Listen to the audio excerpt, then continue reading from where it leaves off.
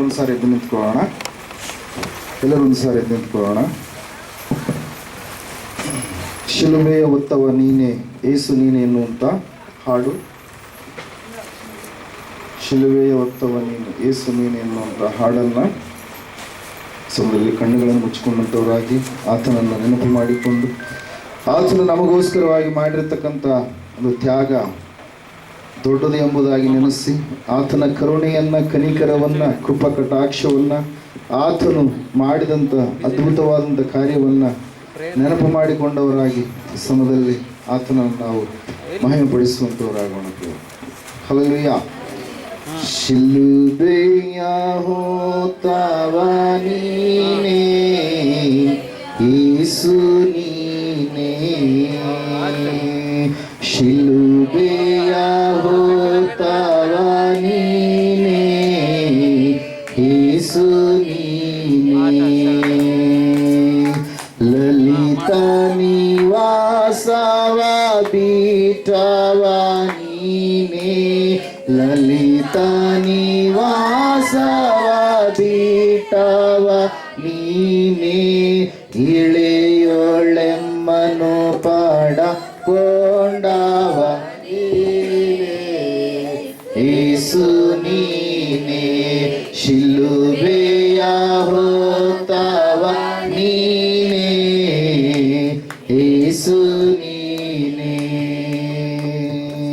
ಪಾಪದ ಕಷ್ಟವ ನೀಗಿಪೆ ನೀನೇ, ಪಾಪದ ಕಷ್ಟವ ನೀಗಿಪೆ ನೀನೇ, ತಾಪವ ಹೊಂದಿದ ರಕ್ಷಕ ನೀನೇ ಯೇಸು ನೀನೇ, ಶಿಲುಬೆಯ ಹೊತ್ತವ ನೀನೇ ಯೇಸು ನೀನೇ,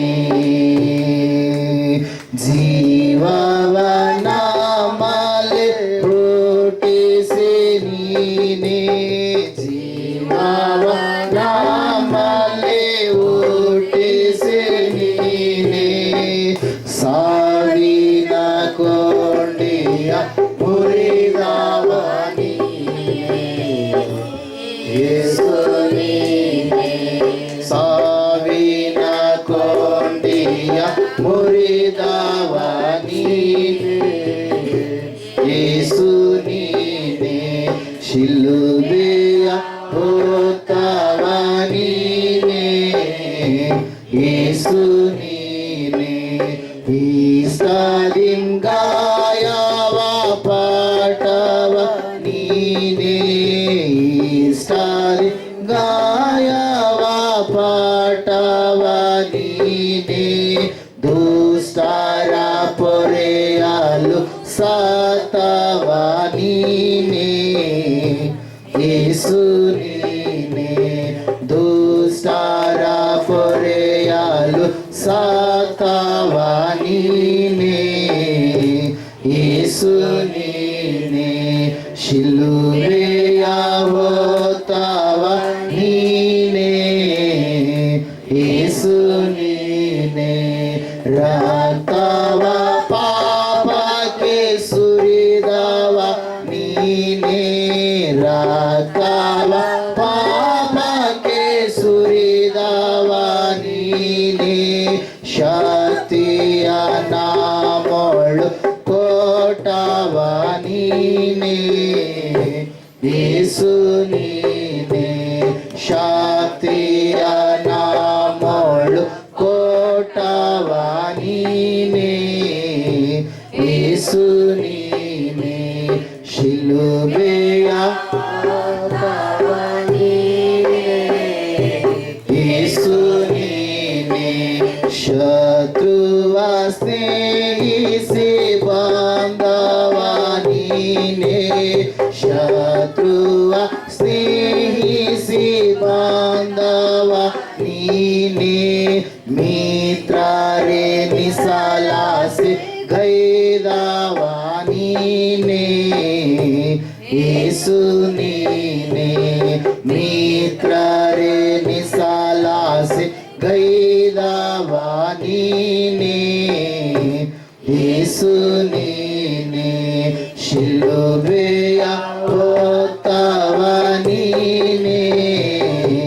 ಯೇಸು ನೀನೇ, ಶಿಲುಬೆಯ ಹೊತ್ತವ ನೀನೇ, ಯೇಸು ನೀನೇ, ಸುಳ್ಳಿನ ತಲೆಯನ್ನು ಛೇದಿಸಿ ನೀನೇ, ಸುಳ್ಳಿನ ತಲೆಯನ್ನು ಛೇದಿಸಿ ನೀನೇ, ಮುಳ್ಳಿನ ಮುಡಿಯನ್ನು ಧರಿಸಿದೆ ನೀನೇ, ಯೇಸು ನೀನೇ, ಶಿಲುಬೆಯ ಹೊತ್ತವ ನೀನೇ, ಯೇಸು ನೀನೇ, ಶಿಲುಬೆಯ ಹೊತ್ತವ ನೀನೇ, ಯೇಸು ನೀನೇ.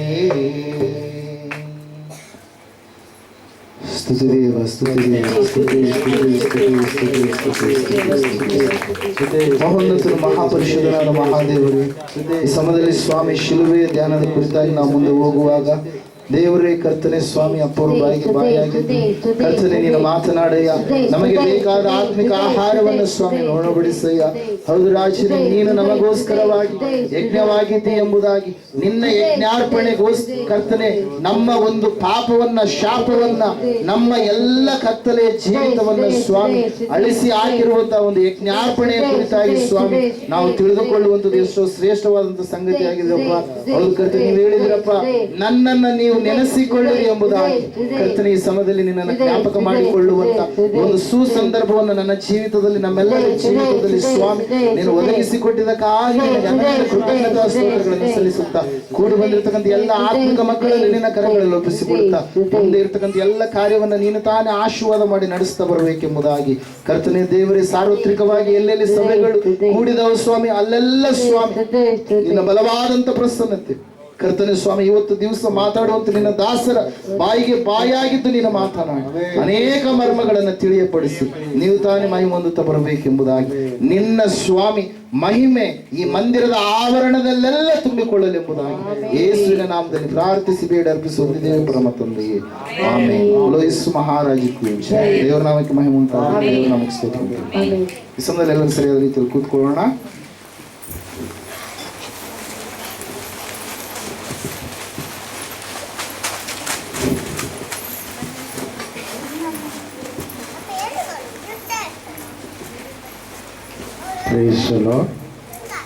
ದೇವರ ನಾಮಕ್ಕೆ ಸ್ತೋತ್ರವಾಗಲಿ. ಬಂದಿರೋ ನಿಮಗೆಲ್ಲರಿಗೂ ಯೇಸು ಕ್ರಿಸ್ತು ಮಹಾಪ್ರಭುಗಳ ನಾಮದಲ್ಲಿ ಶುಭಗಳು. ಕೈಗಳಿದಾವ ಕೈ. ಹಲ್ಲೆಲೂಯಾ. ಬೋಲೋ ಯೇಸು ಕ್ರಿಸ್ತು ಮಹಾರಾಜಕ್ಕೂ. ಸತ್ತ ದಿವಸಕ್ಕೆ ಏನಂತಾರೆ? ಏನಂತಾರೆ?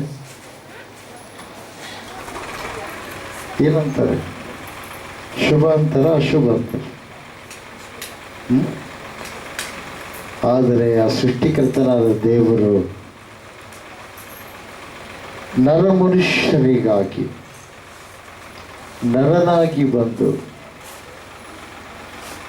ನರಮನುಷ್ಯರಿಗೆ ಬಿಡುಗಡೆಯನ್ನು ಕೊಡುವುದಕ್ಕಾಗಿ, ನರಮನುಷ್ಯರ ಪಾಪ ಪರಿಹಾರಕ್ಕಾಗಿ ಬಲಿಯಾಗಿರುವಂಥ ಒಂದು ಶುಭ ದಿವಸ ಪ್ರೇರಿ ಇವತ್ತು ಗುಡ್ ಫ್ರೈಡೆ. ಎಲ್ಲರೂ ಗಟ್ಟಿ ಇಟ್ಟುಕೊಳ್ಳಬೇಕು.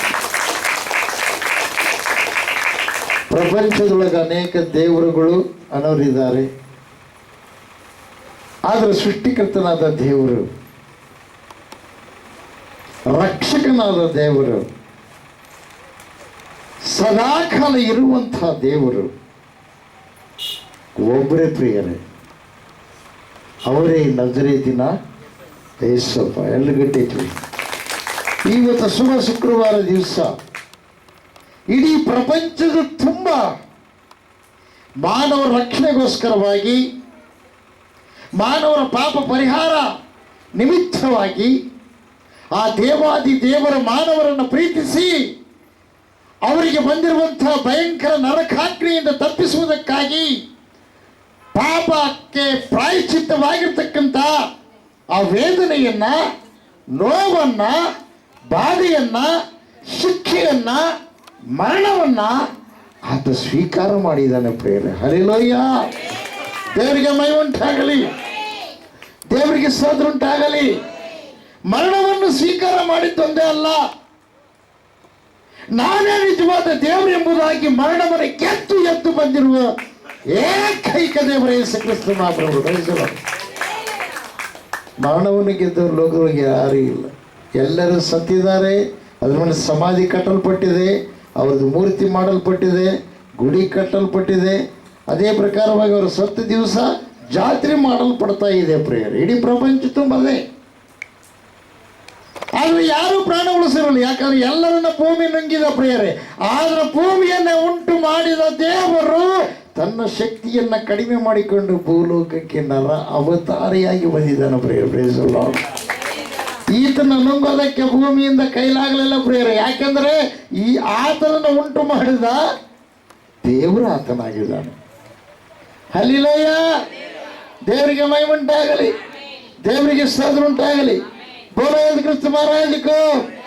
ಯೇಸಪ್ಪನು ನಂಬಲಾರದೆ ಇರ್ತಕ್ಕಂಥವರೆಲ್ಲರೂ, ನಂಬಿದವರು ಎಲ್ಲರೂ ಕೂಡ ಒಂದು ದಿವಸ ಸಾಯ್ತಾರೆ ಪ್ರಿಯರೇ.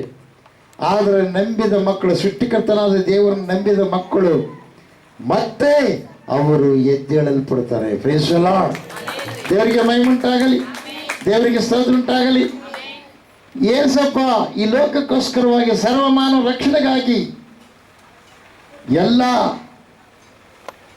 ನೋವುಗಳನ್ನು ಅನುಭವಿಸುವುದಕ್ಕಾಗಿ ನಾನು ಸಿದ್ಧವಾಗಿದ್ದೇನೆ, ನಾನು ಎಲ್ಲರಿಗೋಸ್ಕರ ಪ್ರಾಣವನ್ನು ಕೊಡುತ್ತೇನೆ, ಅದಕ್ಕಾಗಿ ನಾನು ಬಂದಿದ್ದೇನೆ ಎಂಬುದಾಗಿ ಮೊದಲೇ ಅವರು ತಿಳಿಸಿದ್ದಾರೆ ಪ್ರಿಯರೇ. ಹಲ್ಲೆಲೂಯಾ. ದೇವರಿಗೆ ಮಹಿಮೆ ಉಂಟಾಗಲಿ, ದೇವರಿಗೆ ಸ್ತೋತ್ರ ಉಂಟಾಗಲಿ. ಬೋಲೋ ಯೇಸು ಕ್ರಿಸ್ತ ಮಹಾರಾಜಕ್ಕೂ. ಆಮೇನ್, ಆಮೇನ್. ಶಿಲುಬೆಯ ಮೇಲೆ 7 ಮಾತುಗಳು, ಶಿಲುಬೆಯ ಮೇಲೆ 7 ಮಾತುಗಳು. ಶಿಲುಬೆ ಹೊತ್ತುಕೊಂಡು ನಡೆಯುವಂಥ ಸಮಯದಲ್ಲಿ ಪ್ರಿಯವಾದವರೇ, ಕೆಲವರು ಬಹಳ ಮಂದಿ ನಂಬಿರ್ತಕ್ಕಂಥವರು, ರಕ್ಷಣೆ ಹೊಂದಿರ್ತಕ್ಕಂಥವರು, ಕುರುಡರಾಗಿರ್ತಕ್ಕಂಥವ್ರು, ಕಣ್ಣುಗಳನ್ನು ಹೊಂದಿಕೊಂಡಿರ್ತಕ್ಕಂಥವರು, ಆಮೇಲೆ ಮೂಗರು ಮಾತುಗಳನ್ನು ಸ್ಪಷ್ಟವಾಗಿ ಆಡುವಂತೆ ಆ ಅನುಭವವನ್ನು ಹೊಂದಿರ್ತಕ್ಕಂಥವರು, ಹುಟ್ಟು ಕುರುಡರಿಗೆ, ಹುಟ್ಟು ಕುಂಟರಿಗೆ, ಸತ್ತವರನ್ನ ಬದುಕಿಸಿದ ಏಕೈಕ ದೇವರು ಅವರೇ ಆಗಿದ್ದಾರೆ ಪ್ರಿಯರೇ. Praise the lord. ದೇವರಿಗೆ ಮಹಿಮೆ ಉಂಟಾಗಲಿ.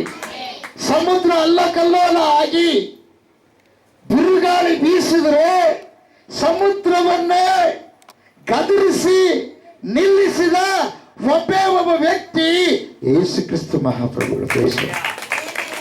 ಇವತ್ತಿನವರೆಗೆ ಯಾರಿಗೂ ಮಾಡೋಕ್ಕಾಗಿಲ್ಲ. ತುಫಾನ್ ನಿಲ್ಸಕ್ಕೆ ಯಾರಿಗೂ ಆಗಿಲ್ಲ, ಯಾವ ವಿಜ್ಞಾನಿಗಳಿಗೂ ಆಗಿಲ್ಲ ಪ್ರಿಯರೇ, ಯಾವ ಶರಣರಿಗೂ ಆಗಿಲ್ಲ, ದೇವರನ್ನು ತಿಳ್ಕೊಂಡವ್ರು ಯಾರಿಗೂ ಆಗಿಲ್ಲ ಪ್ರಿಯರೇ. ಯಾಕೆ? ಒಬ್ಬೇ ದೇವರು ಭೂಮಿಯನ್ನು, ಆಕಾಶವನ್ನು, ಸೂರ್ಯ ನಕ್ಷತ್ರಗಳನ್ನು, ಗಾಳಿಯನ್ನು ಉಂಟು ಮಾಡಿದ ಒಬ್ಬೇ ದೇವರು. ಮೊದಲನೇ ಸಲನೇ ಭೂಮಿಯು ಜಲಪ್ರಳಯ ಆಗಿದೆ. 2ನೇ ಸಲ ಮುಂದೆ ಪ್ರಳಯ ಇದೆ. ಯಾವುದು ಗೊತ್ತಾ? ಬೆಂಕಿ ಪ್ರಳಯ. ಯಾರ ಸೃಷ್ಟಿಕರ್ತನ ದೇವರು ನಂಬುತ್ತಾರೋ, ಆತನ ಪರಿಶುದ್ಧ ರಕ್ತದಿಂದ ತೊಳೆಯಲ್ಪಡ್ತಾರೋ ಅವರಿಗೆ ಪ್ರಿಯವಾದವರೇ, ಅವರ ಶರೀರಕ್ಕೆ ಸಾವು, ಮತ್ತೆ ಪುನಃ ದೇವರು ಮಧ್ಯಾಕಾಶದಲ್ಲಿ ಬರುವಾಗ ಭೂಮಿಯಲ್ಲಿರ್ತಕ್ಕಂಥ ನಂಬಿದ ಮಕ್ಕಳೆಲ್ಲರೂ ಭೂಮಿಯೊಳಗಿಂದ ಎದ್ದೇಳಲ್ಪಡ್ತಾರೆ. Praise the lord.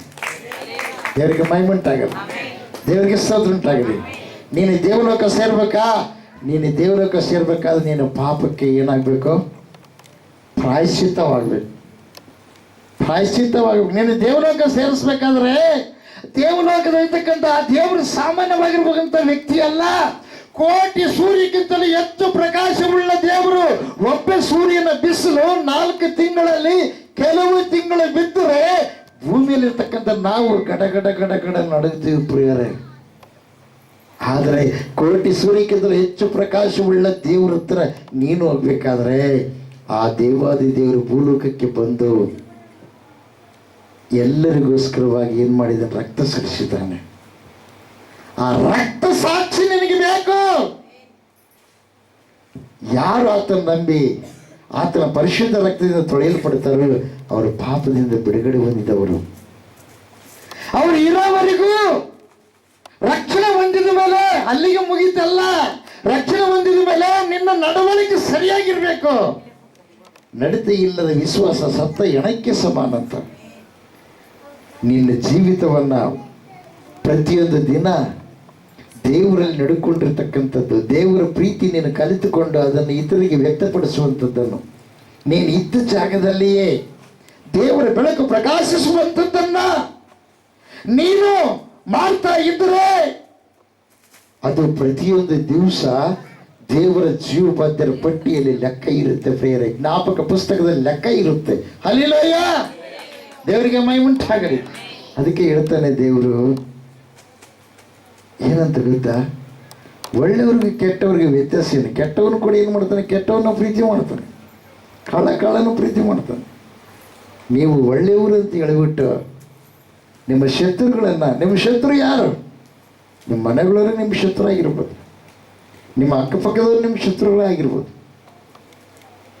ಆದರೆ ಇವತ್ತು ದೇವರು ಮಾತಾಡ್ತೀನಿ ಗೊತ್ತಾ, ಏಸಪ್ಪ ಶತ್ರುವನ್ನು ಪ್ರೀತಿ ಮಾಡಿದ್ದಾನೆ. ಏಸಪ್ಪ ಮಗಳ ನೀನಾದ್ರೆ, ಏಸಪ್ಪ ಮಗ ನೀನಾದ್ರೆ ಇಷ್ಟು ದಿವಸ ಒಂದು ವೇಳೆ ನಿನ್ನ ಬಂಡುತನದಿಂದ ದೇವರಿಗೆ ನೋವು ಕೊಟ್ಟು ಜೀವಿಸಿರ್ಬೋದು. ಇವತ್ತು ಪಶ್ಚಾತ್ತಾಪ ಪಟ್ಟು ನೀನು ಬದಲಾಗಬೇಕು. ಹಲ್ಲೆಲೂಯಾ. ಬದಲಾಗಲಾರ್ದಂಗಿದ್ರೆ ನಿನ್ನ ಬದುಕು ದೇವರ ಲೆಕ್ಕದಲ್ಲಿ ಶೂನ್ಯವಾಗಿರುತ್ತೆ. ನಿನಗೆ ಮನಶಾಂತಿ ಇರಲ್ಲ, ನೆಮ್ಮದಿ ಇರಲ್ಲ. ಯಾಕೆ? ದೇವರು ಒಳಗಿದ್ರೆ ಕೆಲಸ ಮಾಡ್ತಾನೆ ಪ್ರಿಯರೇ. ದೇವರು ನಿನ್ನೊಳಗಿದ್ರೆ ಆತನ ಪ್ರೀತಿ, ಆತನ ತಾಳ್ಮೆ, ಆತನ ತಗ್ಗಿಸಿಕೊಳ್ಳುವಂತ ವಿಧಾನ ನಿನ್ನೊಳಗೆ ಬರುತ್ತೆ. ಇಲ್ಲದಿದ್ರೆ ಬರಲ್ಲ ಪ್ರಿಯರೇ, ಬರಲ್ಲ. ಕೋಪ, ದ್ವೇಷ, ಕಕ್ಷ, ಅಸೂಯ, ಮತ್ಸರ ಇವೆಲ್ಲವೂ ಕೂಡ ನೀನು ಸಮಾಧಿ ಮಾಡಬೇಕು. ಸಮಾಧಿ ಮಾಡಬೇಕು. ಮೊಂಡುತನ, ಬಂಡುತನ ಇವೆಲ್ಲ ಸಮಾಧಿ ಮಾಡಬೇಕು. ಇವತ್ತು ದೇವರು ನಿನಗಾಗಿ ಏನು ಮಾಡಿದ್ದಾನೆ? ತನ್ನ ಪ್ರಾಣವನ್ನು ಕೊಟ್ಟು ನಿನ್ನ ಪ್ರೀತಿ ಮಾಡಿದ್ದಾನೆ. ನೀನು ಆತನಿಗೆ ಏನು ಕೊಡಬಲ್ಲೆ? ಪ್ರಶ್ನೆ, ನೀನು ಆತನಿಗೆ ಏನು ಕೊಡಬಲ್ಲೆ? ಏನು ಕೊಡಬಲ್ಲೆ? ಇವತ್ತು ನೀನು ವಿಚಾರ ಮಾಡಬೇಕು.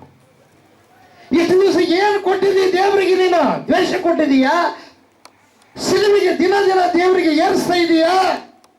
ನಿನ್ನ ಜೀವಿತ ಬದಲಾಗೋದಿಲ್ವಾ? ಹಾಡು ಹಾಡೋದ್ರಿಂದಾಗಲಿ, ವಾಕ್ಯ ಓದೋದ್ರಿಂದಾಗಲಿ, ಅಥವಾ ನಾನು ಯೇಸಪ್ಪರ ಮಗ ಅಂತೇಳಿ ದೀಕ್ಷಾಸನ ತೆಗೆದುಕೊಂಡು ಆಯ್ತಾರ ಬಂದು ಹೋಗೋದ್ರಿಂದಾಗಲಿ ಪ್ರಯೋಜನ ಇಲ್ಲ. ಅದಕ್ಕೆ ಪೌಲವರು ಹೇಳ್ತಾರೆ, ದಿನವೂ ಏನಾಗಬೇಕು? ನೀವು ಯೇಸಪ್ಪನ ಥರ ನೀವು ರೂಪುಗೊಳ್ಳಬೇಕು. ಯೇಸಪ್ಪನ ಹೆಸರುಗಳು ಕೇಳಿ ದೀಕ್ಷಾಸ್ನಾನ ಮಾಡಿಸ್ಕೊಂಡು ಇವೆಲ್ಲ ಮಾಡ್ತಾ ಇದ್ದು ಅಪವಾದಿಗೆ ಸಂಬಂಧಪಟ್ಟವೆಲ್ಲ ಹೃದಯದಾಗ ಇಟ್ಕೊಂಡ್ರೆ,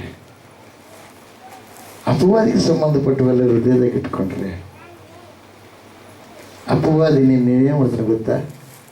ದೇವಲೋಕಕ್ಕೆ ಒಯ್ಯಕ್ಕೆ ಬಿಡಲ್ಲ. ಅವನು ಏನು ಮಾಡ್ತಾನೆ? ನರಕಕ್ಕೆ ಒಯ್ದಾಗ್ತಾನೆ. ಅರ್ಥ ಮಾಡ್ಕೊಳ್ಳಿ, ಬದಲಾವಣೆ ಆಗಲಿ. ದಿನ ದೇವರನ್ನ ಸಿಲುಬಿಗೆ ಏರಿಸ್ಬೇಡ್ರಿ. ದಿನ ದೇವರಿಗೆ ನೋವು ಕೊಡ್ಬೇಡ್ರಿ. ನೀನು ಅನ್ಕೊಂಡಿದ್ದೇನೆ ಅವ್ರಿಗೆ ಕೊಡದ್ನಲ್ಲ ನೋವು, ಇವ್ರಿಗೆ ಕೊಡುತ್ತೇನೆ ಅಂತ. ತಪ್ಪು. ನೀನು ಕೊಟ್ಟಿರೋದು ನಿನ್ನ ಸೃಷ್ಟಿ ಮಾಡಿದ ದೇವರಿಗೆ.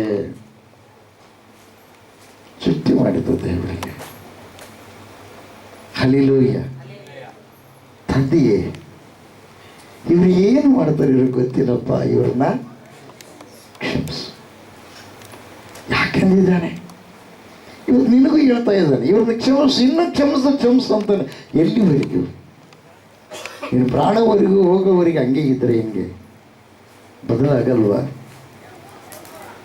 ನೀನು ಜಯವೀರನಾಗಬೇಕು, ಗೆಲ್ಲಬೇಕು ಆತ್ಮವನ್ನ. ಅವರದಲ್ಲ, ನಿನ್ನ ಮನೆಯೆಲ್ಲ ನೀನು ಗೆಲ್ಲಲಾರ್ದಂಗಿದ್ರೆ, ನಿನ್ನ ಅಕ್ಕಪಕ್ಕದಲ್ಲಿ ನೀನು ಗೆಲ್ಲಲಾರ್ದಂಗಿದ್ರೆ, ನಿನ್ನ ಗ್ರಾಮದಲ್ಲ ನೀನು ಗೆಲ್ಲಲಾರ್ದಂಗಿದ್ರೆ ಉಪಯೋಗ ಇಲ್ಲದ ವಸ್ತು. ದೇವರ ಫಲಗಳು ನಿನ್ನೊಳಗಿಂದ ಏನಾಗ್ಬೇಕು? ಹೊರಗೆ ಬರಬೇಕು. ಇವ್ರೇನು ಮಾಡ್ತಾರೋ ಇವ್ರಿಗೆ ಗೊತ್ತಿಲ್ಲ, ಇವ್ರನ್ನ ಕ್ಷಮಿಸು. ನಿನ್ನೊಳಗೆ ಯೇಸಪ್ಪ ಇದ್ದಾನ? ಯೇಸಪ್ಪ ಜಾಗ ಕೊಟ್ಟೀಯಾ? ಯೇಸಪ್ಪ ನೀನು ಇಷ್ಟಪಡ್ತೀಯಾ? ಸರಿ, ಹಾಗಾದ್ರೆ ಯೇಸಪ್ಪ ನಿನ್ನೊಳಗಿದ್ರೆ ನಿನಗೆ ಯಾಕೆ ಬರಲಿಲ್ಲ ಈ ಸ್ವಭಾವ? ಕರೆಂಟ್ ವೈರ್ ಹಿಡ್ಕೊಂಡ್ರೆ ನಿನ್ನ ದೇಹದೊಳಗೆ ಕರೆಂಟ್ ಬರುತ್ತೆ. ಮತ್ತೆ ಯೇಸಪ್ಪ ನೀನು ಹಿಡ್ಕೊಂಡ ಮೇಲೆ ಯೇಸಪ್ಪನ ಶಕ್ತಿ ಬರಬೇಕಲ್ಲ, ಯೇಸಪ್ಪನ ಸ್ವಭಾವ ನಿನ್ನಲ್ಲಿಗೆ ಬರಬೇಕಲ್ಲ. ನನ್ನನ್ನು ಸಾಯಿಸೋ ವ್ಯಕ್ತಿಗೂ ಕೂಡ ನಾನು ಇವತ್ತಿಗೂ ಮಾತಾಡಿಸ್ತೀನಿ. ನನ್ನನ್ನು ಸಾಯಿಸ್ಬೇಕಂತೇಳಿ ಟ್ರ್ಯಾಕ್ಟರ್ ತಗೊಂಡು ನಾನು ವಾಕಿಂಗ್ ಹೋಗ್ಬೇಕಾದ್ರೆ ಆವತ್ತು ಅಪಾಯದಿಂದ ದೇವರು ನನ್ನ ತಪ್ಪಿಸಿದಾರೆ ಪ್ರೇಯರ್. ಅವ್ರದ್ದು ಟ್ರ್ಯಾಕ್ಟರ್ ಎಲ್ಲ ಮತ್ತೆ ಬೇರೆಬ್ಬರು ಟ್ರ್ಯಾಕ್ಟರ್ ತಗೊಂಡು ನನ್ನ ಸಾಯಿಸ್ಬೇಕು. ಆದರೆ ಇವತ್ತಿಗೆ ನಾನು ಅವ್ರನ್ನ ಪ್ರೀತಿ ಮಾಡ್ತೀನಿ. ಅವ್ರ ಬಗ್ಗೆ ನಾನು ಏನು ಮಾಡ್ತೀನಿ? ಪ್ರಾರ್ಥನೆ ಮಾಡ್ತೀನಿ.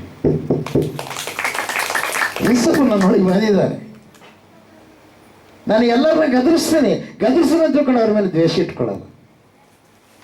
ಅವರಲ್ಲಿ ಅಪವಾದಿಯ ಆಲೋಚನೆಗಳು ಬಂದಾಗ, ಅವ್ರ ಬಗ್ಗೆ ಪ್ರಾರ್ಥನೆ ಮಾಡಿದಾಗ, ದೇವರು ನನಗೆ ತಿಳಿಸಿದಾಗ ನಾನು ಅವ್ರನ್ನ ಗದರಿಸ್ತೇನೆ. ಅವ್ರಿಗೋಸ್ಕರ ಕಣ್ಣೀರು ಇಡ್ತೀನಿ, ಪ್ರಾರ್ಥನೆ ಮಾಡ್ತೇನೆ. ಅದೊಂದ್ಸಲ ನಾನು ಸೋತು ಹೋದೆಪ್ಪ, ಕೆಲವೊಂದು ವಿಷಯಗಳು ನಾನು ಸೋತು ಬಿಟ್ಟೆ ಅಂತೇಳಿ ದೇವರ ಹತ್ರ ಭಾಳ ಕಣ್ಣೀರು ಇಡ್ತೀನಿ ಪ್ರಿಯರೇ. ಯಾಕೆ ಗೊತ್ತಾ? ದೇವರು ಇಷ್ಟಪಡೋ ರೀತಿ ನಾವು ನಡ್ಕೋಬೇಕು. ಪ್ರಿಸಲಾಡ್ ಕೋಟಿ ಗಳಿಸಿದ್ರು ಎಲ್ಲ ಬಿಟ್ಟೋಗೋದ ಯಾವುದು ಈ ಲೋಕದಲ್ಲಿಲ್ಲ, ಯಾವುದು ತಗೊಂಡೋಗೋದಿಲ್ಲ. ಆದರೆ ಈ ಲೋಕದಲ್ಲಿ ಇರುವಾಗ ಸ್ವಲ್ಪ ದಿವಸ ನೀನು ಬದುಕಿರ್ತೀವಿ. ಈ ಶರೀರಕ್ಕೆ ಸ್ವಲ್ಪ ದಿವಸ ಆಯುಷ್ಯ ಇದೆ. ಆದ್ರೂ ಒಳಗಿರುವ ಆತ್ಮ ಪ್ರಾಣಗಳು ಯುಗ ಯುಗಗಳು ಅವು ಬದುಕ್ತವೆ. ಆ ಆತ್ಮ ಪ್ರಾಣಗಳಿಗೆ ಈ ಶರೀರಕ್ಕೆ ಯಾವ ಪ್ರಕಾರವಾಗಿ, ಈ ಆತ್ಮಕ್ಕೆ ಶರೀರ ಯಾವ ಪ್ರಕಾರವಾಗಿ ಅಂಗಿ ಆಗಿದೆಯೋ ಅದೇ ಪ್ರಕಾರವಾಗಿ ಈ ಶರೀರವನ್ನು ಬಿಟ್ಟು ಹೊರಗೆ ಬಂದ ಮೇಲೆ ಈ ಆತ್ಮಕ್ಕೆ ಅಂಗಿ ಬೇಕು ಹಾಕೊಳ್ಳಕ್ಕೆ. ನೀನು ಸಂಪಾದನೆ ಇಲ್ಲೇ ಸಂಪಾದನೆ ಮಾಡ್ಕೋಬೇಕು. ಹೊಲಸು ಅಂಗಿ ಸಂಪಾದನೆ ಮಾಡ್ಕೊಂಡಿದೀಯಾ? ಮಹಿಮೆ ಅಂಗಿ ಸಂಪಾದನೆ ಮಾಡ್ಕೊಂಡಿದೀಯಾ? ಇವತ್ತು ದೇವರು ನಿನ್ನ ಕೂಡ ಮಾತಾಡ್ತಾ ಇದ್ದಾರೆ. ಹಲ್ಲೆಲೂಯಾ. ಅದಕ್ಕೆ ಯೇಸಪ್ಪ ಹೇಳ್ತಾರೆ, ಹೊರಗೆ ಶುಚಿ ಮಾಡೋದಂದ್ರೆ ಅಲ್ಲ, ಪಂಚಬಟ್ಟಲ ಪಾತ್ರೆಯ ಒಳಗೆ ಶುದ್ಧಿ ಮಾಡಿರಿ. ಎಲ್ಲ ಈ ಶಾಸ್ತ್ರಿಗಳೇ, ಪರಿಸಯರೇ, ಹೊರಗೆ ಶುದ್ಧಿ ಮಾಡೋದಲ್ಲ, ಹೊರಗೆ ನೀನು ನಟನೆ ಮಾಡೋದಲ್ಲ, ಒಳಗಡೆ ಶುದ್ಧಿಯಾಗಿರ್ಬೇಕು. ಬೇಸರ. ಅದಕ್ಕೆ ನಮ್ಮ ಪಾತ್ರೆಗಳನ್ನು ಶುದ್ಧಿ ಮಾಡಿಕೊಡ್ರಿ. ಪಾತ್ರೆ ಕಣ್ಣು ಶುದ್ಧಿ ಮಾಡ್ಕೊರಿ, ಬಾಯಿ ಶುದ್ಧಿ ಮಾಡ್ಕೊರಿ, ಕರ್ಣ ಶುದ್ಧಿ ಮಾಡ್ಕೊರಿ, ಮನಸ್ಸು ಶುದ್ಧಿ ಮಾಡ್ಕೊರಿ. ಹಲ್ಲೆಲೂಯಾ. ಯೇಸಪ್ಪನ ಪದೇ ಪದೇ ಪದೇ ಪದೇ ನೀನು ಅನ್ಕೊಂಡದೆಲ್ಲ ನೆರವೇರಿಸಿದ್ರು ಕೂಡ ಆದರೂ ಕೂಡ ಇನ್ನು ನೀನು ಬದಲಾಗಲಾರ್ದಂಗಿದ್ರೆ ಭಯಂಕರ ಆಪತ್ತು ವಿಪತ್ತಿಗೆ ತುತ್ತಾಗ್ತೀವಿ. ದೇವ್ರು ಎಷ್ಟು ಪ್ರೀತಿ ಮಾಡ್ತಾನವರೇ. ಈಗ ಆತ ರೋಷವುಳ್ಳ ದೇವರಾಗಿದ್ದಾನೆ. ಅವಾಗ ತ್ಯಾಗ ಮಾಡಿದ್ದಾನೆ, ಅವಾಗ ಪ್ರಾಣ ಕೊಟ್ಟು ಪ್ರೀತಿ ಮಾಡಿದ್ದಾನೆ. ಈಗ ತೀರ್ಪು ಕೊಡುವುದಕ್ಕಾಗಿ ಬರ್ತಾನೆ. ಈ ಭೂಮಿ ಸುಟ್ಟು ಬೂದಿ ಮಾಡ್ತಾನೆ. ಒಂದೊಂದು ದಿವಸ ಆತ ಸುಟ್ಟು ಕತ್ತಲಾದ ದೇವರು ನಂಬಿದ ಮಕ್ಕಳಿಗೆ ಹೊಸ ಆಕಾಶ ಹೊಸ ಭೂಮಿಯಲ್ಲಿ ಸೇರಿಸ್ತಾನೆ ದೇವರು. ಪ್ರೇಸಲ್ಲ, ದೇವರಿಗೆ ಮಹಿಮಂಟಾಗಲ್ಲ. ಅದಕ್ಕಾಗಿ ದೇವರಿಗಾಗಿ ನಿನಗೆ ಅವಕಾಶ, ಒಂದು ವೇಳೆ ನಿನಗೆ ಅವಕಾಶ ಕೊಟ್ಟಿರ್ಬೋದು. ಇಷ್ಟು ದಿವಸ ಆದ್ರೆ ನೀನು ಒಂದು ಆತ್ಮನ ಗೆಲ್ಲಿಲ್ಲ. ಇವತ್ತು ಗೆಲ್ಲು. ಹೆಂಗ? ತಗ್ಗಿಸ್ಕೊಂಡ್ರೆ ನೀನು ಗೆಲ್ತಿ, ಇಲ್ಲಂದ್ರೆ ಇಲ್ಲ. ಪ್ರೀತಿಯಿಂದ ನಡ್ಕೊಂಡ್ರೆ ಗೆಲ್ತಿ, ಇಲ್ಲಾಂದ್ರೆ ಇಲ್ಲ. ಕೆಲವ್ರು ಏನು ಮಾಡ್ತಾರೆ ಗೊತ್ತಾ? ಏನೋ ಒಂದು ಸ್ವಲ್ಪ ಜಗಳ ಆಡಿಬಿಟ್ರೆ ಎದಕ್ಕೆ ಬೇಕು ಬಿಡಪ್ಪ, ನಾವು ನಮ್ಮ ಭಕ್ತಿ ನಾವು ಮಾಡೋಣ, ಅವ್ರು ಕೂಡ ಮಾತು ಬಿಟ್ಬಿಡಮ್ಮ ಅಂತಾರೆ. ಅದು ಸೈತಾನ ಹೇಳುವಂಥ ಒಂದು ಮಾತು. ಮಾತು ಬಿಡೋದ್ರಿಂದ ನಿನ್ನಲ್ಲಿ ಇನ್ನೂ ಏನಾಗುತ್ತೆ, ಅವರಲ್ಲಿ ಏನಾಗುತ್ತೆ? ಜಾಸ್ತಿ ಏನು ಬರುತ್ತಪ್ಪ? ದ್ವೇಷ ಬೀಳುತ್ತೆ. ಬೆಳೀತೇ ಬಿಡಲ್ಲ. ಅವರು ಬೈದನ್ನು ಅವ್ರು ಅಂದರು, ಅವರು ಕೂಡ ಮಾತಾಡ್ತಾ ಇದ್ದರೆ ಒಂದಿಲ್ಲ ಒಂದು ದಿವಸ ನಿನ್ನಲ್ಲಿರುವ ಯೇಸಪ್ಪನ ಸತ್ವ ಸಾರಾಂಶ ಶಕ್ತಿ ಅವರ ಮೇಲೆ ಬೀಳುತ್ತೆ.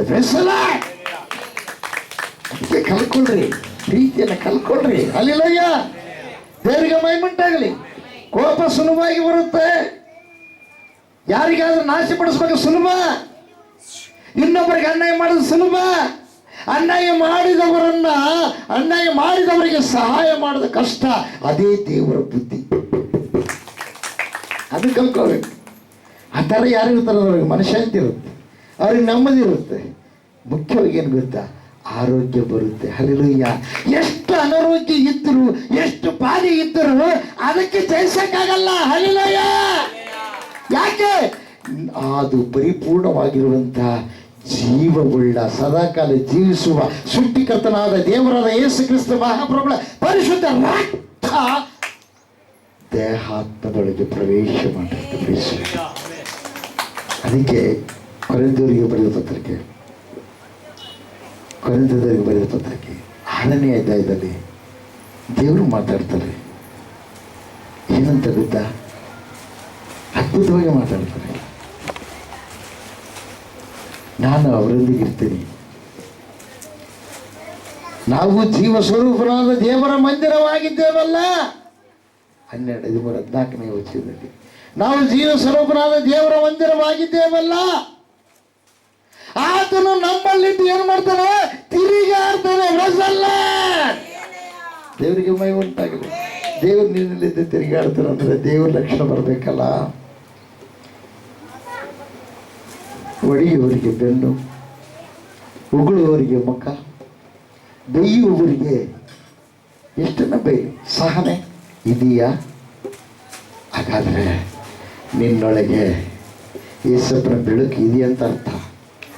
ಒಂದು ವೇಳೆ ಬೈಯೋರ್ನ ನೀನು ಬೈದಿ, ಅವ್ರ ಮೇಲೆ ಸೇಡಿಟ್ಕೊಂಡು, ಕೆಟ್ಟವರು ಹಿಂಗೆ ಮಾಡ್ತಾರೆ. ಅದಕ್ಕೆ ಅಂತ ನಾ ಒಳ್ಳೆಯವ್ರ ಮೇಲೆ ಕೆಟ್ಟವ್ರ ಮೇಲೆ ನಾನು ಮಳೆ ಸುರಿಸಿದ ಪ್ರಕಾರ ನೀವು ಕೂಡ ಶತ್ರುಗಳನ್ನ ಪ್ರೀತಿ ಮಾಡ್ರಿ ಅಂತ ಹೇಳ್ತಾನೆ. ನಿನ್ನ ಶತ್ರು ಯಾರಿದ್ದಾರೆ? ಅವ್ರನ್ನ ಕರೆದು ಅವ್ರ ಮುಂದೆ ಹೇಳೋದು, ಇವ್ರನ್ನ ಕರೆದು ಇವ್ರ ಮುಂದೆ ಹೇಳೋದು, ಏನೇನೋ ಅವ್ರ ಮುಂದೆ ಅವ್ರು ಬಂದು ಅವ್ರಿಗೆ ಹೇಳಿಬಿಡೋದು. ಇದರಿಂದ ಏನಾಗುತ್ತೆ? ಏನಾಗುತ್ತೆ? ಏನಾಗುತ್ತೆ? ವಿಶ್ವಾಸನೂ ಹೋಗ್ಬಿಡುತ್ತೆ, ಪ್ರೇಮನೂ ಹೋಗ್ಬಿಡುತ್ತೆ. ಅರ್ಥ ಮಾಡ್ಬೇಕು. ನಾವು ದೇವರ ಮಕ್ಕಳಾಗಿ ಕಾಣಬೇಕಿತ್ತು. ನೋಡಿದ ದೇವರ ಮಕ್ಕಳ ಲಕ್ಷಣ ನಮ್ಮಲ್ಲಿರ್ಬೇಕು. ಯೇಸು ಪ್ರೇಮದಿಂದಾನೆ ಪ್ರಿಯದವರೇ, ಇವರೇನು ಮಾಡ್ತಾರೆ ಗೊತ್ತಿಲ್ಲ, ಇವರನ್ನ ಕ್ಷಮಿಸು. ದೀಕ್ಷಸ್ನ ಹೊಂದಿಕೊಂಡು ಅದಕ್ಕೆ ಏನಂತಾರೆ ಗೊತ್ತು? ಇನ್ನೊಂದು ಹೆಸರು ಜ್ಞಾನ ಸ್ನಾನ. ಜ್ಞಾನವೇನ? ಪಾಪ ಅನ್ನತಕ್ಕಂಥ ಅರಿವು ಉಂಟಾದ ಮೇಲೆ ಪಾಪಗಳನ್ನು ಒತ್ತಿಕೊಂಡು ಬಿಟ್ಟು ಬಿಟ್ಟು ಪರಿಶುದ್ಧರಾಗಿ ಜೀವಿಸುವುದಕ್ಕಾಗಿ ಕ್ರಿಸ್ತನಲ್ಲಿ ಸೇರುವುದು ಪ್ರಿಯರೇ. ಹಲ್ಲೆಲೂಯಾ. ದೇವರಿಗೆ ಮಹಿಮೆ ಉಂಟಾಗಲಿ, ದೇವರಿಗೆ ಸ್ತೋತ್ರ ಉಂಟಾಗಲಿ. ಬೋಲೋ ಯೇಸು ಕ್ರಿಸ್ತ ಮಹಾರಾಜಕ್ಕೂ ಆಮೆನ್. ನಿನ್ನಲ್ಲಿ ವರಗಳು ಯಾಕೆ ವ್ಯಕ್ತವಾಗ್ತಾ ಇಲ್ಲ? ಇನ್ನೊಬ್ಬರು ನಿನಗೆ ಎಂಥ ವರ ಬಂದಿದೆ? ಯಾವಾಗ ನಿನ್ನ ದೇವ್ರ ಮಗಳಾದೋ, ಯಾವಾಗ ನಿನ್ನ ದೇವ್ರ ಮಗ ಆದೋ, ಆವಾಗ ನಿನಗೆ ಸ್ವಸ್ಥತ ವರ ನಿನಗೆ ಅನುಗ್ರಹ ಆಗಿದೆ. ಅನುಗ್ರಹ ಆಗಿದೆ. ಪ್ರಯೋಗ ಮಾಡಿದೀಯ? ಪ್ರಯೋಗಕ್ಕಿನ ಮುಂಚೆಗೆ ನಿನ್ನಲ್ಲೇ ಲೋಪ. ಏನು ಲೋಪ? ಶುದ್ಧಿ ಆಗ್ತಾ ಇಲ್ಲ. ಇನ್ನು ದಿನ ದಿನವೂ ಶುದ್ಧಿ ಆಗ್ಬೇಕು. ನೀ ಅನ್ಕೊಂಡೇನು? ಯಾಕೆ ದಿನ ನಾವು ಪಾತ್ರೆ ಏನು ಮಾಡ್ತೀವಿ? ನಾವು ತೊಳಿತೀವಿ ಇಲ್ರಿ? ತೊಳಿತೀವಿಲ್ಲ? ಯಾಕಂದ್ರೆ ಇವತ್ತು ನಿನ್ನೆ ಅಡುಗೆ ಮಾಡಿದ ಪಾತ್ರೆ ಮುಸ್ರೆ ಎಲ್ಲ ಏನು ಮಾಡ್ತೀವಿ ನಾವು? ತೆಗೆದಾಕ್ಬಿಟ್ಟು ಮತ್ತೆ ಸ್ವಚ್ಛ ಮಾಡ್ತೀವಿ. ಅದೇ ಪ್ರಕಾರ ಇದು ಕೂಡ ಎಲ್ಲ ಒಂತಲ್ಲಿ ಲೋಪ ಆಗಿರುತ್ತೆ. ಇದ್ರೆ ದಿನ ದಿನ ದಿನ ದಿನ ಪರೀಕ್ಷೆ ಮಾಡಿಕೊಂಡು ಶುದ್ಧಿ ಮಾಡ್ಕೋಬೇಕು. Praise the lord. ದೇವರಿಗೆ ಮಹಿಮೆ ಉಂಟಾಗಲಿ, ದೇವರಿಗೆ ಸ್ತೋತ್ರ ಉಂಟಾಗಲಿ. ಬೋಲೋ ಯೇಸು ಕ್ರಿಸ್ತ ಮಹಾರಾಜಕ್ಕೂ ಆಮೆನ್. ಈ ಸಮಯದಲ್ಲಿ ಅದ್ಭುತವಾಗಿ 7 ಮಾತುಗಳ ವಿವರಣೆಯನ್ನು ದಿನಕರೆಯರು ಸ್ಪಷ್ಟವಾಗಿ ಹೇಳ್ತಾರೆ. ಅದಕ್ಕಿಂತ ಮುಂಚೆ ಅವರಿಗೆ ದೇವರು ಪರಿಶುದ್ಧಾತ್ಮ ನಡೆಸಲಿ ಎಂಬುದಾಗಿ ಪ್ರಾರ್ಥನೆ ಮಾಡೋಣ. ಎಲ್ಲರೂ ಮೊಣಕಾಲೂರಿ ಪ್ರಾರ್ಥನೆ ಮಾಡೋಣ. ನಿಶಕ್ತಿಯಿಂದ ಇದ್ದಾರೆ. ಅವರು ದೇವರ ಶಕ್ತಿಯನ್ನು, ಅವರು ತುಂಬಿಸಲ್ಪಡೋ ಶಕ್ತಿಯಿಂದ ಉಪವಾಸದಲ್ಲಿದ್ದವರು ಯಾರಾದರೂ ಆಗಲಿ, ಅವರೆಲ್ಲರಿಗೋಸ್ಕರವಾಗಿ ದೇವರ ಶಕ್ತಿಯನ್ನು ತುಂಬಲಿ. ಅದ್ಭುತವಾಗಿ ದೇವರು ಮಾತಾಡಲಿ. ನನ್ನದು ಒಂದೇ ಆಶೆ ಏನು ಗೊತ್ತಾ? ದೇವರು ನಮ್ಮ ಜೊತೆಗಿರುವಂಥದ್ದನ್ನು, ನಮ್ಮ ಬಗಲಾಗ ನಮ್ಮ ಶತ್ರುಗಳು ಇದ್ದಾರಪ್ಪ, ಮನೆಯವರೇ ಶತ್ರುಗಳಪ್ಪ ಅಂತಂದರೆ ಅದು ಬಹಳ ಮೇಲೆ. ಯಾಕೆ ಗೊತ್ತಾ? ನಾವು ಶುದ್ಧಿ ಆಗೋದಕ್ಕೆ ಬಹಳ ಪೆಟ್ಟುಗಳನ್ನು ಓಡಿಸ್ಕೊಳ್ಬೇಕು. ಅಂದವಾದ ಮೂರ್ತಿ ಆಗುತ್ತೆ. ಒಂದೆರಡು ಪೆಟ್ಟುಗಳಿಗೆ ಮುರಿದು ಬಿದ್ದರೆ ಅದು ಬಿಸಾಡಲ್ಪಡುತ್ತೆ, ಅದಕ್ಕೆ ಬೆಲೆ ಇರಂಗಿಲ್ಲ. ಆದರೆ ಪೆಟ್ಟುಗಳು ಒಡೆದ ಮೇಲೆ ಅಲ್ಲೇ ಇದ್ದುಕೊಂಡು ಆ ಪೆಟ್ಟುಗಳು, ಆ ನೋವುಗಳನ್ನು ಅಲ್ಲೇ ಬಗಲಿಗೆ ಇದ್ಕೊಂಡು ಏನು ಮಾಡ್ಬೇಕ ಅನುಭವಿಸ್ಬೇಕು. ಅವಾಗ ಒಂದು ರೂಪ ಬರುತ್ತೆ. ಆಮೇಲೆ ಬಹು ಜನರ ಮಧ್ಯದಲ್ಲಿ ಬೆಲೆ ಉಳ್ಳ ಮೂರ್ತಿ ಆಗುತ್ತೆ. ಆ ಪ್ರಕಾರ ಆಗ್ಬೇಕು. ನಾವು ಪರಲೋಕ ರಾಜ್ಯಕ್ಕೆ ಹೋಗ್ಬೇಕಾದ್ರೆ ಆ ರೂಪಗೊಳ್ಳಬೇಕು. ಅಷ್ಟು ಸುಲಭವಾಗಿ ಹೆಂಗೆ ಹೋಗಲ್ಲ. ನೀವು ಮುನಿಗೆ ತಕ್ಷಣ ಹೋಗೋಕ್ಕಿಲ್ಲ. ಅದಕ್ಕೆ ಇನ್ನೂ ನಾವು ಪರಲೋಕ ರಾಜ್ಯಕ್ಕೆ ಹೋಗುವುದಕ್ಕಾಗಿ ಆತನ ಕುಮಾರರಾಗಬೇಕು. ಕುಮಾರ ರೂಪವನ್ನು ಸಂಪೂರ್ಣ ನಾವೇನು ಮಾಡಬೇಕು? ಹೊಂದಿಕೊಳ್ಳಬೇಕು. ಪ್ರಾರ್ಥನೆ ಎಲ್ಲರೂ ಕಡೆ ಮುಚ್ಚಿ ಪ್ರಾರ್ಥನೆ ಮಾಡ್ರಿ. ದೇವರೇ, ನನಗೆ ನನ್ನ ಸಂಗಡ ನೀನು ಮಾತಾಡಪ್ಪ ಎಂಬುದಾಗಿ ಪ್ರಾರ್ಥನೆ ಮಾಡ್ರಿ. ಎಲ್ಲರೂ ಪ್ರಾರ್ಥನೆ ಮಾಡ್ರಿ. ನಾನು ಏನು ಇಷ್ಟು ದಿವಸ ಮಾಡಿದ್ದೇನೆ, ನನ್ನ ತಪ್ಪುಗಳನ್ನು ಕ್ಷಮಿಸು ಎಂಬುದಾಗಿ ಕೇಳ್ರಿ. ನಿಮ್ಮ ತಪ್ಪು ನಿಮಗೆ ಗೊತ್ತಾಗಲ್ವೇ? ಇನ್ನೊಬ್ಬರದ್ದು ಕಾಣುತ್ತೆ, ನಿಮಗೆ ಗೊತ್ತಾಗಲ್ವೇ? ಹೊರಗೆಲ್ಲ ಶುದ್ಧಿ ಮಾಡ್ಕೊಂಡಿದ್ದೀವಿ, ಒಳಗೆ ಶುದ್ಧಿ ಆಗಿದೆಯಾ? ಶುದ್ಧಿಯಾಗಿ ವಾಕ್ಯ ನಿಮ್ಮೊಳಗೆ ಇದೆಯಾ?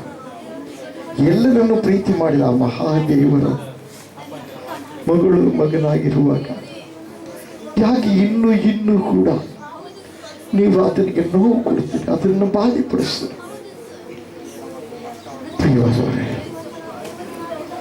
ದೇವರ ಬೆಳಕಿನಿಂದ ನಾವು ನಟೋಣ. ಯೇಸಪ್ಪ, ನನಗೆ ಸ್ತೋತ್ರಪ್ಪ.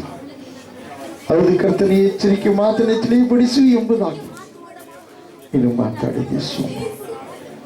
ಹೌದು ಕರ್ತನೆ, ಯಜಮಾನ ತನ್ನ ಮನೆಯನ್ನು ಆಳಲಾರದವನು ಆ ಒಂದು ಯಜಮಾನಕಿಯ ಕಾರ್ಯದಲ್ಲಿ ಅಯೋಗ್ಯ ಎಂಬುದಾಗಿ ವಾಕ್ಯದಲ್ಲಿ ತಿಳಿಸಲ್ಪಟ್ಟಿದೆ. ಆ ಅಯೋಗ್ಯನ ಲಿಸ್ಟಿನಲ್ಲಿ ನಾನಿದ್ದೇನೆ ಸ್ವಾಮಿ. ಹೌದು ಕರ್ತನೆ, ನನ್ನನ್ನು ಗಮನಿಸುವಾಗ ಅನೇಕ ವಿಧದಲ್ಲಿ ಸ್ವಾಮಿ, ದೇವರಾತ್ಮನೇ, ಪರಿಶುದ್ಧಾತ್ಮನೇ, ಯಜಮಾನಿಕೆ ವಿಷಯದಲ್ಲಿ ಲೋಪ, ಐಕ್ಯತೆ ವಿಷಯದಲ್ಲಿ ಲೋಪ, ನಾನು ಕಲಿತುಕೊಳ್ಳಲಿಲ್ಲ, ಕುಟುಂಬಕ್ಕೆ ಕೆಲಸವಿಲ್ಲ, ನನ್ನನ್ನು ಕ್ಷಮಿಸಯ್ಯ. ಈಗಲಾದರೂ ನೀನು ಬದಲಾಯಿಸದಿದ್ದರೆ ಯಾರೂ ಬದಲಾಗಲ್ಲಪ್ಪ. ಈ ಮೃತ್ಯುಂಜಯ ಮಠವೆಂಬ ಕುಟುಂಬವನ್ನು ನೀನು ಬದಲಾಯಿಸಬೇಕಪ್ಪ. ನೀನು ಪದೇ ಪದೇ ನಿನಗೆ ನೋವುಪಡಿಸುವ ಕಾರ್ಯಗಳನ್ನು ಮಾಡುವ ವಿಧಾನವನ್ನು ಅರಿತುಕೊಳ್ಳದೆ ಹಾಗೆ ಜೀವಿಸ್ತಾ ಇದ್ದೇವೆ. ದೇವರೇ, ನಮ್ಮನ್ನು ಕ್ಷಮಿಸು.